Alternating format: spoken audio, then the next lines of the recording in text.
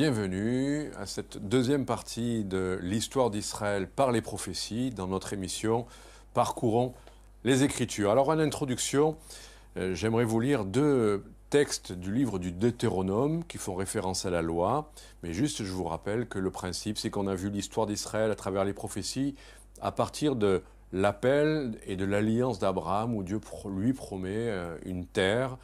On a vu ensuite que Dieu donnait la loi à Israël, on a vu ensuite les conquêtes de Josué, et on a vu que les choses se sont réalisées comme Dieu les avait promises, et comme Dieu les avait prophétisées. Donc Israël est bien, même du temps des rois, dans son pays, et fait office de nation sur place. Je rappelle donc maintenant un texte de la loi dans le livre du Deutéronome 28.1. Voilà le principe même de ce que c'est la loi. Si tu obéis à la voix de l'Éternel, si tu obéis à la voix de l'Éternel, c'est moi qui le lis simplement, l'Éternel, on voit ça au verset 12, l'Éternel t'ouvrira son bon trésor, le ciel, pour envoyer à ton pays la pluie en son temps et pour bénir tout le travail de tes mains. Tu prêteras à beaucoup de nations et tu n'emprunteras point. L'Éternel fera de toi la tête et pas la queue. Tu seras toujours en haut et tu ne seras jamais en bas lorsque tu obéiras au commandement de l'Éternel ton Dieu. C'est une description, une explication de la bénédiction indiscutable sur ce peuple.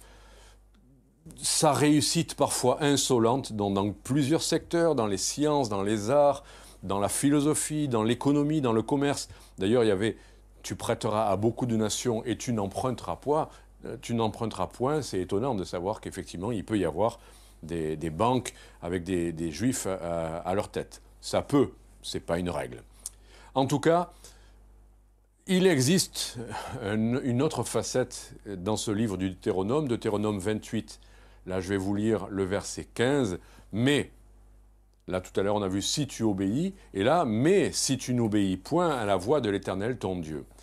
Je lis ce verset 63, c'est terrible. De même que l'Éternel prenait plaisir à vous faire du bien et à vous multiplier, de même, il prendra plaisir à vous faire périr, à vous détruire, et vous serez arrachés du pays dont tu vas rentrer en possession. L'Éternel te dispersera parmi tous les peuples, d'une extrémité de la terre à l'autre. Et là, tu serviras d'autres dieux que n'ont connu ni toi ni tes pères, du bois, de la pierre, parmi ces nations, tu ne seras jamais tranquille, tu n'auras pas un lieu de repos pour la plante de tes pieds. L'Éternel rendra ton cœur agité, tes yeux languissants, ton âme souffrante, ta vie sera comme en suspens devant toi, tu trembleras le jour et la nuit, et tu douteras même de ton existence. Texte assez terrible, effectivement, qui fait aussi une description des siècles de souffrance, de persécutions subies par les Juifs dans le monde entier, quels que soient les régimes politiques ou religieux. Voilà, maintenant qu'on a posé ce fondement-là, c'est la Bible qui nous dit ces choses, qui nous explique ces choses, j'aimerais détailler un tout petit peu tout ça. C'est qu'avec ces promesses d'être arrachés et dispersés de la nation d'Israël, eh bien, la Bible donne aussi d'autres indications. Il faut toujours prendre la Bible dans son ensemble, pas dire « ah ben voyez, ça c'est comme ça, alors Dieu punit Israël, Dieu punit, c'est normal, il le mérite ». Il y avait dans la même loi, c'est ce qu'on va voir, et ensuite dans les prophètes, non seulement l'idée de la dispersion, mais toujours liée à cela l'idée du retour. Donc je vous lis dans la loi Deutéronome chapitre 30, donc une prophétie qui concerne les temps où ils seront dans la diaspora, comme on dit, la dispersion. Lorsque toutes ces choses t'arriveront, la bénédiction et la malédiction que je mets devant toi, si tu les prends à cœur, au milieu de toutes les nations chez lesquelles l'Éternel ton Dieu t'aura chassé, si tu reviens à l'Éternel, ton Dieu, si tu obéis à sa voix de tout ton cœur et de toute ton âme, toi et tes enfants, selon tout ce que je te prescris aujourd'hui, alors l'Éternel ton Dieu ramènera tes captifs. Il aura compassion de toi. Il te rassemblera encore du milieu de tous les peuples chez lesquels l'Éternel ton Dieu t'aura dispersé. Donc voyez, promesse de retour, déjà dans la loi, à la fois la promesse de de la malédiction qui s'est abattue, ou en tout cas de la punition, du châtiment, de la correction, mais promesse de retour ensuite. Et ce qu'on trouve dans la loi, on le retrouve répété des dizaines de fois par les prophètes. Je prends quelques exemples. Ésaïe, le prophète Ésaïe, chapitre 43, verset 5, Ésaïe dit « Ne crains rien, car je suis avec toi. Je ramènerai de l'Orient ta race et je te rassemblerai de l'Occident. » Pendant 2000 ans, les Juifs ont été dispersés, à peu près 2000 ans, de 70 jusqu'à 48, dispersés, même si certains vivaient encore là-bas, mais la nation va se recréer, mais quoi qu'il en soit, avant même que la nation n'existe, à nouveau, Dieu avait promis « Je te rassemblerai ». Et ce qu'il a commencé à faire et ce qu'il continue de faire. Jérémie 31, verset 10, « Nation, écoutez la parole de l'Éternel et publiez-la dans les îles lointaines. » Donc c'est intéressant de penser à ça, jusque dans les Antilles, jusque dans les îles lointaines, il faut publier cela. Dites, celui qui a dispersé Israël le rassemblera et il le gardera comme le berger garde son troupeau. Le prophète Ézéchiel, chapitre 11, verset 17, plusieurs fois il va répéter cela, je vous cite juste un seul verset, 11, 17, « C'est pourquoi tu diras, ainsi parle le Seigneur l'Éternel, je vous rassemblerai du milieu des peuples, je vous recueillerai des pays où vous êtes dispersés, et je vous donnerai la terre d'Israël. » Vous imaginez que pendant près de 2000 ans, les Juifs qui se rencontraient dans le monde entier se répétaient l'an prochain à Jérusalem. Ils y ont cru pendant près de 2000 ans, l'an prochain à Jérusalem. Et peut-être que les plus anciens d'entre nous, les plus âgés, ont connu cette période où Israël était encore dans la dispersion, où Israël n'avait toujours pas de nation et de terre, et ils l'ont vu de leurs propres yeux quand Dieu a commencé à rassembler son peuple en Israël et leur a redonné cette nation telle qu'il avait promise. Sophonie chapitre 3 verset 20, encore un autre prophète, Sophonie, « En ce temps-là, je vous ramènerai. » Et c'est intéressant, c'est Dieu lui-même qui le fait. « Je vous ramènerai. En ce temps-là, je vous rassemblerai. Car je ferai de vous, donc de la nation d'Israël, un sujet de gloire et de louange parmi tous les peuples de la terre, quand je ramènerai vos captifs sous vos yeux. » C'est pas moi qui le dis, c'est la parole de Dieu, c'est Dieu qui avait inspiré tous ces prophètes, et pendant des siècles, ils y ont cru, ils se sont accrochés à ces promesses qui se sont réalisées, et que nous voyons encore se réaliser par des Juifs qui reviennent en Israël. Ça s'appelle l'Aliyah. J'aimerais maintenant, après avoir parlé de cette promesse de retour, la Bible en parle, et c'est le cœur même de toute l'Écriture, c'est de voir que Dieu avait aussi prophétisé un Messie à Israël. Le Messie d'Israël, c'est, nous le savons, Jésus-Christ. Mais parfois, en lisant les textes qui font référence au Messie dans la Bible, et en particulier dans l'Ancien Testament, se pose un petit problème. On voit un Messie qui règne, qui est roi, qui châtie les nations, et puis on voit aussi parfois un Messie qui a l'air d'être rejeté, dédaigné, et qui a l'air de souffrir. Je vais vous lire deux textes. On voit que le Messie, dans la Bible, peut être vu selon deux perspectives, selon deux faces. Et on va voir juste deux textes. Il y a d'autres textes, bien sûr, mais pour parler de ça, je vous lis déjà le psaume 2. Psaume 2. « Pourquoi ce tumulte parmi les nations ? Ces vaines pensées parmi les peuples. Pourquoi les rois de la terre se soulèvent-ils? Pourquoi les princes se liguent-ils avec eux contre l'Éternel et contre son oint? Brisons leurs liens, délivrons-nous de leurs chaînes. » Voilà ce que disent les nations. Celui qui siège dans les cieux, a-t-il peur? Est-il inquiet? Non, il rit. Le Seigneur se moque d'eux. Et il parle dans sa colère, il les épouvante dans sa fureur. Il dit, « C'est moi qui ai oint mon roi sur Sion, ma montagne sainte. Je publierai le décret. L'Éternel m'a dit, tu es mon fils. Je t'ai engendré aujourd'hui. Demande-moi, et je te donnerai les nations pour héritage, les extrémités de la terre pour possession. Tu les briseras avec une verge de fer, tu les briseras comme le vase d'un potier. Et maintenant, roi, Conduisez-vous avec sagesse, juge de la terre, recevez instruction, servez l'Éternel avec crainte, réjouissez-vous avec tremblement et prosternez-vous devant le Fils, de peur qu'il ne s'irrite et que vous ne périssiez dans votre voie, car sa colère est prompte à s'enflammer. Heureux tous ceux qui se confient en lui. Quel psaume magnifique, extraordinaire et prophétique, où on voit le Fils, voilà selon il était question, le Fils de l'Éternel même qui règne sur les nations, et c'est Jésus-Christ. Et c'est Jésus-Christ qui va régner avec puissance et autorité sur le monde entier, sur les nations. Mais, nous le savons, ceci ne s'est pas encore passé.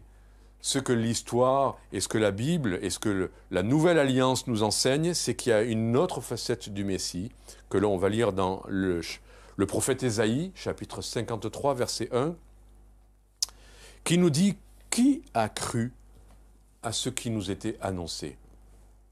Qui a reconnu le bras de l'Éternel ? Il s'est élevé devant lui comme une faible plante, comme un rejeton qui sort d'une terre desséchée. Il n'avait ni beauté ni éclat pour attirer nos regards, et son aspect n'avait rien pour nous plaire. Méprisé, abandonné des hommes, homme de douleur, habitué à la souffrance, semblable à celui dont on détourne le visage. Nous l'avons dédaigné.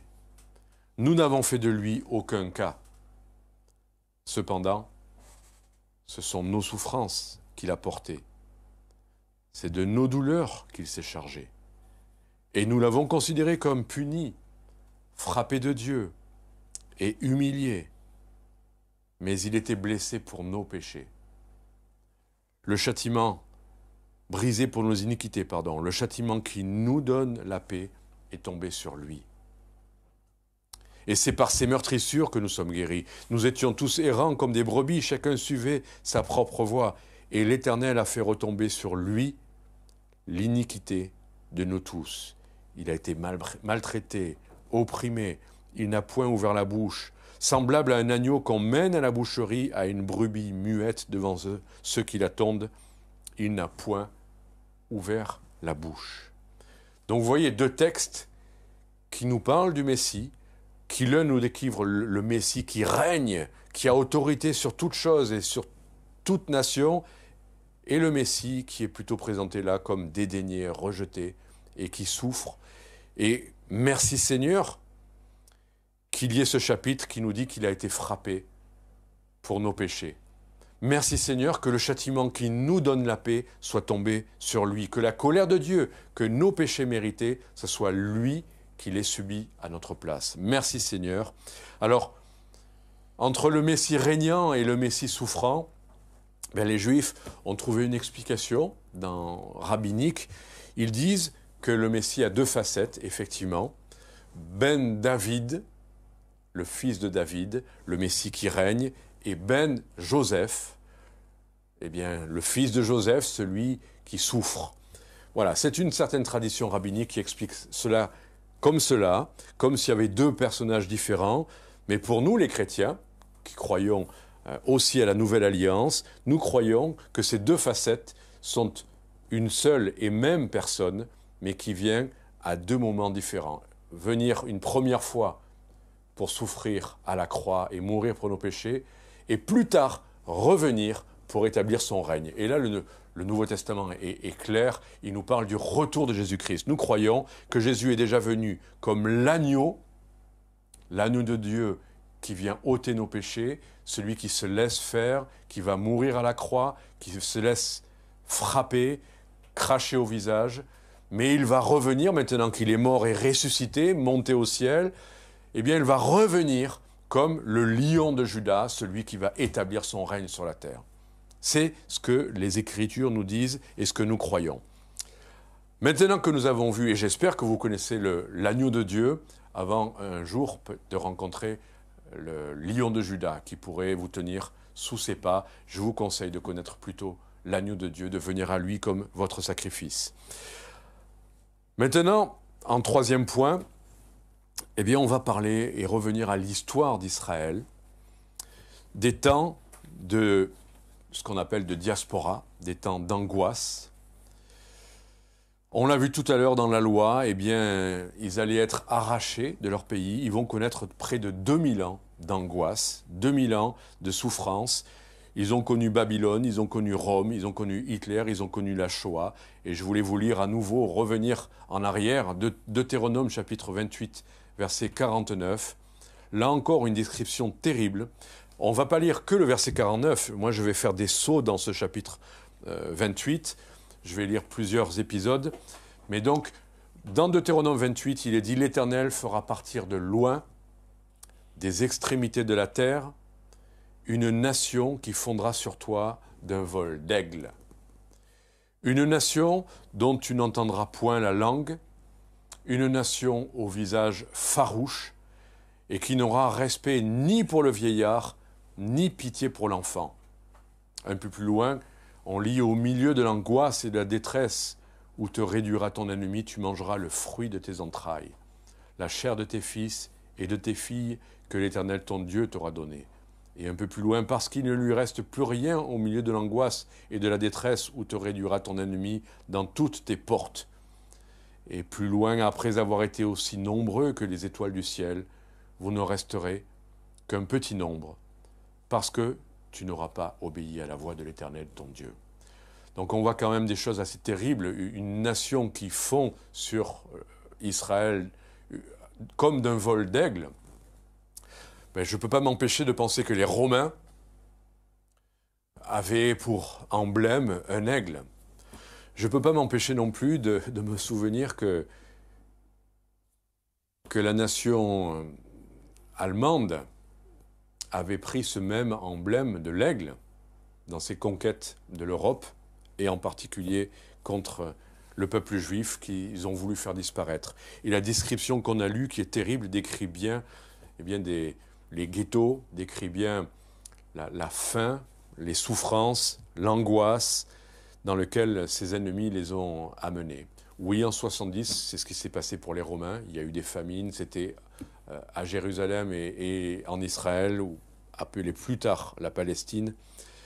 Mais les Allemands ont fait la même chose dans les nations, et les souffrances ont été terribles pendant près de 2000 ans. Il y a cet autre verset dans Ésaïe, chapitre 3, verset 17.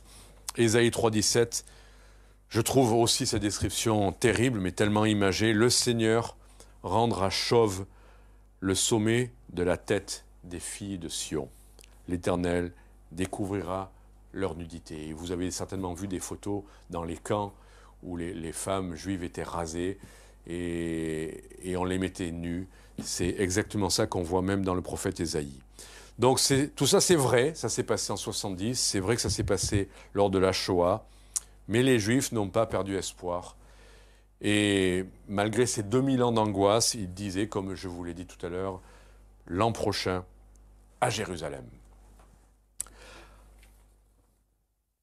J'aimerais qu'on voit maintenant aussi que après l'angoisse, après les souffrances qu'ils ont subies, eh bien Dieu avait promis le retour, mais aussi la renaissance de la nation. Un retour massif qui s'est passé en plusieurs vagues, mais il y a un chapitre étonnant, un chapitre qu'on voit dans le livre d'Ézéchiel. Je vous ai lu tout à l'heure un verset où Dieu avait donné une promesse à Ézéchiel qu'il allait ramener, mais on a ce qu'on appelle la vision d'Ézéchiel. La vision d'Ézéchiel, c'est au chapitre 37. Je vais vous lire ce texte qui est un peu long, mais qui est tellement parlant, tellement fort.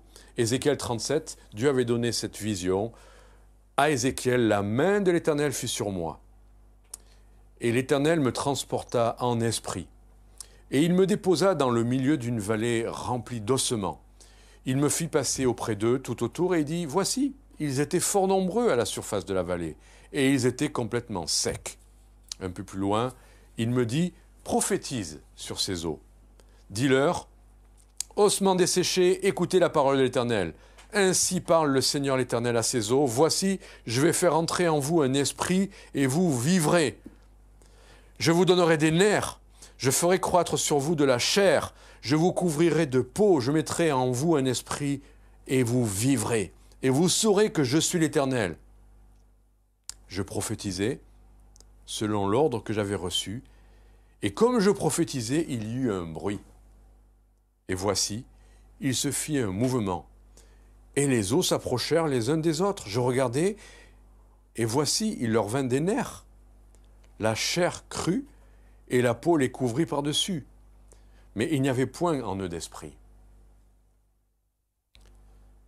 Il me dit, prophétise, et parle à l'esprit, prophétise, fils de l'homme, et dis à l'esprit, ainsi parle le Seigneur l'Éternel, esprit, viens des 4 vents, souffle sur ces morts, et qu'ils revivent. Je prophétisai selon l'ordre qu'il m'avait donné, et l'esprit entra en eux, et ils reprirent vie, et ils se tinrent sur leurs pieds. C'était une armée nombreuse, très nombreuse. Et il me dit, fils de l'homme, ces eaux, c'est toute la maison d'Israël.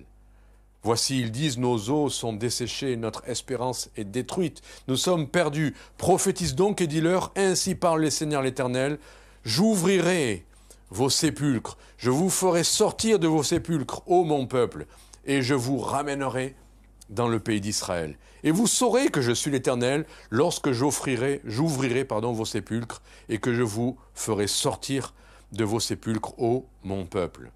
Je mettrai mon esprit en vous et vous vivrez. Je vous rétablirai dans votre pays et vous saurez que moi, l'Éternel, j'ai agi. J'ai parlé et j'ai agi, dit l'Éternel.